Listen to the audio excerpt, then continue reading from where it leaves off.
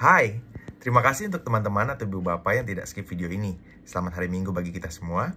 Ini adalah perjalanan ziarah saya dalam membaca Alkitab secara kronologis dalam waktu 1 tahun, hari yang ke-12, yaitu hari Minggu yang kedua, tanggal 12 Januari 2025. Yang terambil dari kitab Kejadian pasal 32, pasal 33, pasal 34, dan pasal 35 ayat 1 sampai ayat yang ke-27. Dari pembacaan Alkitab di minggu pagi ini, tema yang saya berikan untuk saya secara pribadi adalah bergulat dengan dan bersama Tuhan, hidup menjadi baru.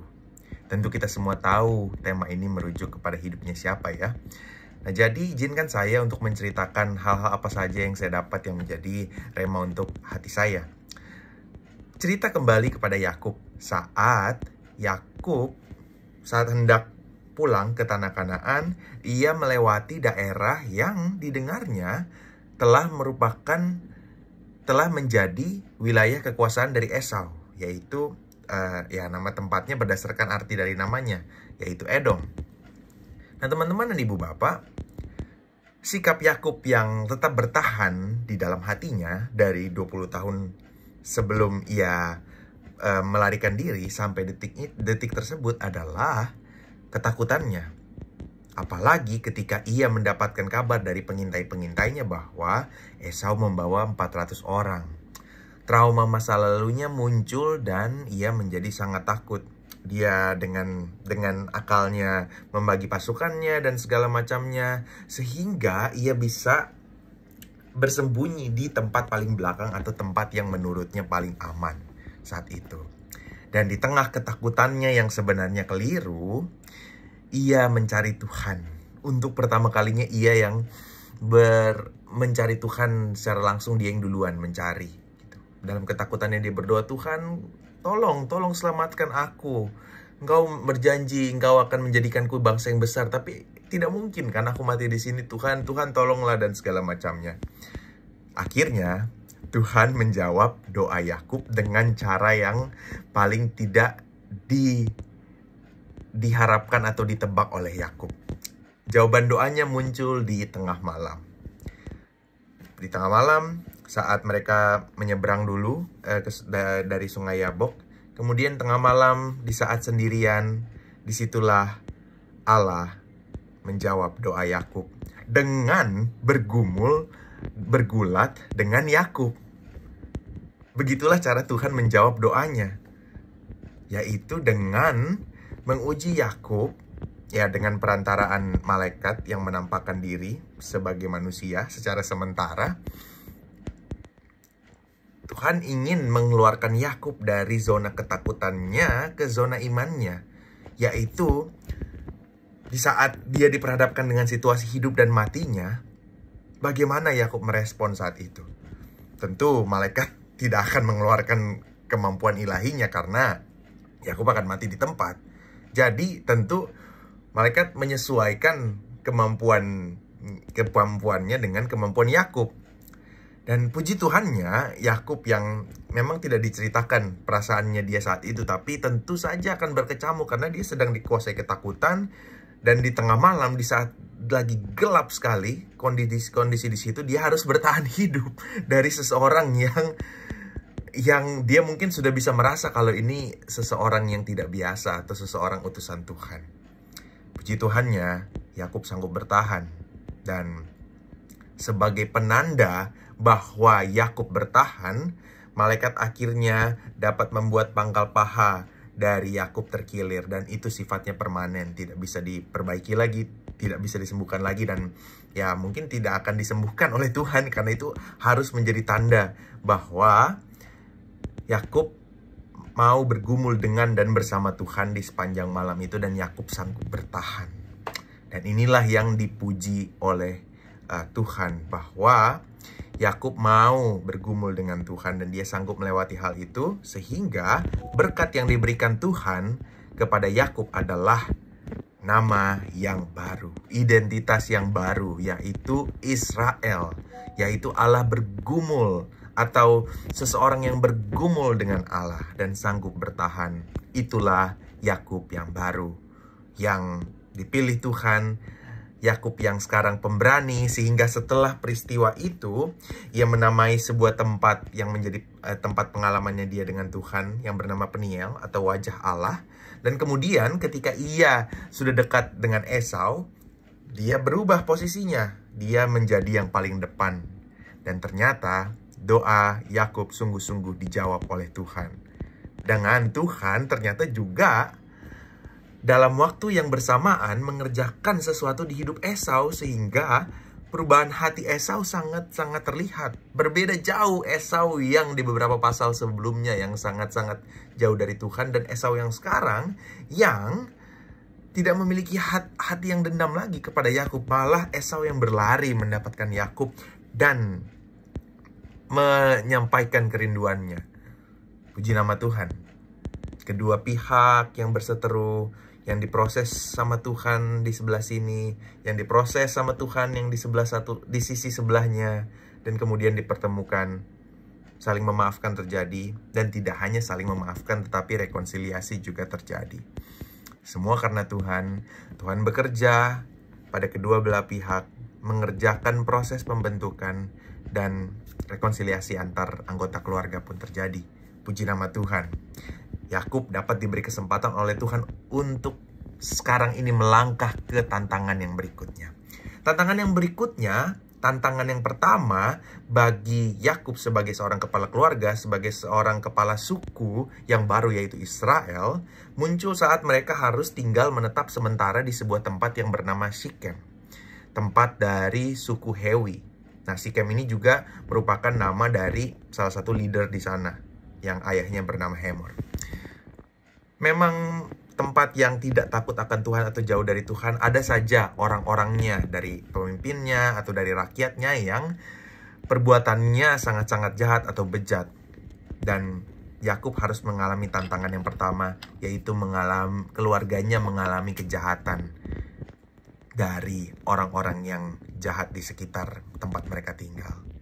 Kasihan sekali menjadi wanita di zaman tersebut, di mana mereka masih dianggap sebagai manusia kelas 2. Sehingga cepat sekali bagi Sikem, si raja tempat tersebut yang memperlakukan Dina dengan semena-mena, merampas kesuciannya, dan bahkan setelah itu ia lebih menjijikannya lagi adalah dia menyatakan cintanya kepada orang yang telah diperlakukan dengan semena-mena.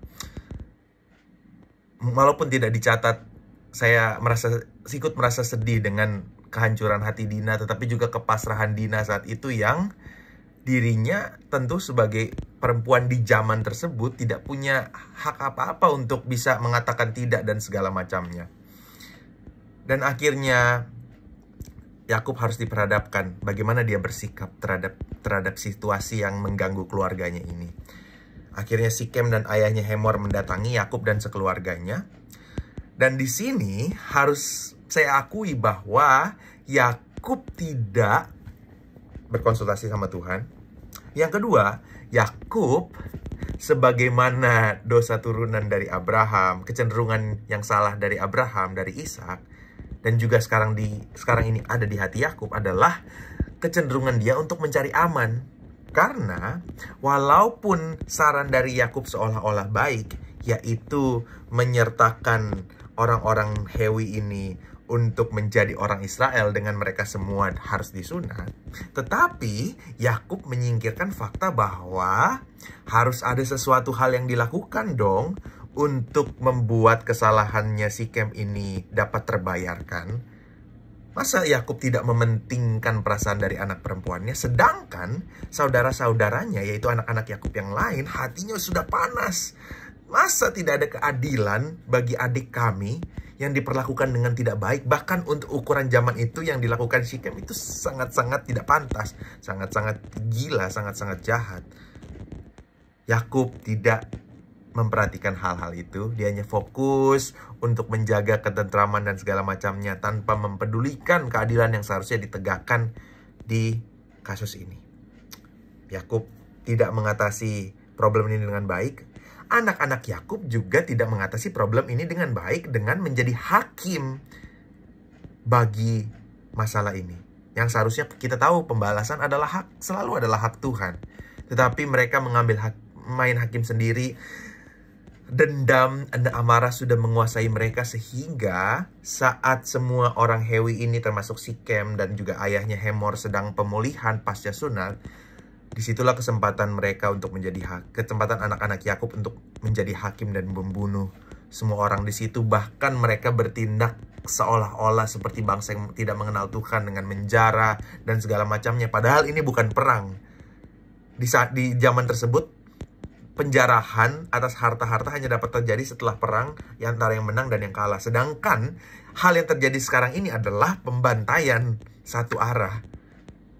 Nah, teman-teman dan ibu bapak, ya di sini tentu Yakub dan anak-anaknya menjadi buron untuk suku-suku yang lain. Mereka tidak tahu duduk perkaranya, tetapi mereka melihat, oh, suku Israel nih suku yang berbahaya yang sanggup untuk membasmi suku-suku yang lain, sehingga Yakub dan anak-anaknya harus menghadapi konsekuensi yang mungkin mereka akan terima di kemudian hari. Nah, teman-teman dan ibu bapak, di pasal ini Tuhan sama sekali tidak muncul karena mereka telah menggunakan hikmat mereka sendiri dalam mengatasi permasalahan ini. Nah, teman-teman dan ibu bapak, akhirnya benar, bangsa-bangsa lain mencoba menghancurkan umat Israel, menghancurkan Yakub dan seluruh keluarganya dan seluruh milik kepunyaannya. Tetapi di momen inilah Tuhan menyatakan kepada Yakub bahwa inilah saatnya kamu kembali ke Betel, kembali ke tempat diriku menyatakan diri kepadamu. Mari mengucapkan rasa syukur itu. Mari menyatakan hatimu yang memang berpaut kepada Tuhan itu. Bawalah dirimu dan seluruh keluargamu untuk beribadah kepada Tuhan yang benar. Maka Yakub melakukannya. Dan pesan Yakub yang sangat baik di sini, di pasal yang ke-35, ayat yang kedua, di mana Yakub mengatakan, untuk kita datang kepada Tuhan, untuk keluarganya datang kepada Tuhan semuanya, singkirkan semua berhala. Semua berhala jenis apapun, singkirkan. Semua dosa jenis apapun, mari kita sucikan diri. Dan semua hal pakaian yang menggambarkan diri kita yang lama, tanggalkan itu, ganti dengan pakaian yang baru yang memang layak untuk diri seseorang beribadah kepada Tuhan. Dan seluruh keluarganya melakukan seperti yang diperintahkan Yakub. Mereka mengubur semua hal yang lama itu di bawah satu pohon di sana, dan mereka beribadah kepada Tuhan. Dosa, masa lalu, hal-hal buruk yang akan menjauhkan orang dari Tuhan, semua itu harus ditanggalkan, dimatikan, dikuburkan, dan ditinggalkan. Inilah yang dilakukan oleh Yakub dan seluruh sukunya. Dan kemudian saat mereka beribadah, saat mereka berjalan saja ke tempat peribadahan mereka di Betel itu, Tuhan menghalau bangsa-bangsa lain dengan menimbulkan teror atau kedahsyatan sehingga mereka tidak bisa berani mendekat. Mujizat Tuhan ada pada orang-orang, kumpulan-kumpulan yang datang mencari Tuhan. Tuhan menegakkan dan menetapkan bahwa dirinya adalah satu-satunya Tuhan bagi Yakub, bagi istrinya, bagi anak-anaknya, dan bagi seluruh kepemilikan Yakub. Mulai dari situ dan diharapkan sampai selama-lamanya. Pembacaan hari ini ditutup dengan kelahiran dari anak yang paling muda, yaitu Benyamin dari Rahel. Tetapi mungkin saat itu ada kelemahan tubuh pada Rahel dan mungkin alasan-alasan yang lainnya, sehingga ketika Benyamin dilahirkan dengan perantaraan para bidan yang membantu Rahel pun harus menghembuskan nafasnya yang terakhir. Tuhan memanggilnya pulang. Dan kisah ini diakhiri dengan Yakub yang akhirnya mendatangi tempat tinggal Ishak yang berada di Hebron. Mengakhiri seluruh kisah Yakub sebagai ayah, sebagai seorang yang Tuhan proses dari awal sampai akhir, yang ternyata diakhiri dengan dirinya yang membaktikan diri sebagai Israel kepada Tuhan. Puji nama Tuhan. Setiap orang diberi kesempatan, saya, teman-teman, ibu bapak, diberi kesempatan untuk berproses dengan Tuhan. Dan sampai pada momen di mana kita dapat dengan yakin berkata, dan menundukkan diri bahwa Tuhanlah satu-satunya Tuhan di hidupku. Tuhanlah yang akan menjadi Tuhanku sampai seumur hidupku. Sampai kepada momen itu, mari kita jalani setiap pembentukan dengan Tuhan. Karena dibentuk dan berjalan bersama dengan Tuhanlah kehidupan yang paling bahagia bisa kita raih dan dapatkan dan nikmati. Kira-kira beberapa hal itu saja yang bisa saya bagikan hari ini. Selamat beribadah bagi kita semua dan Tuhan Yesus memberkati.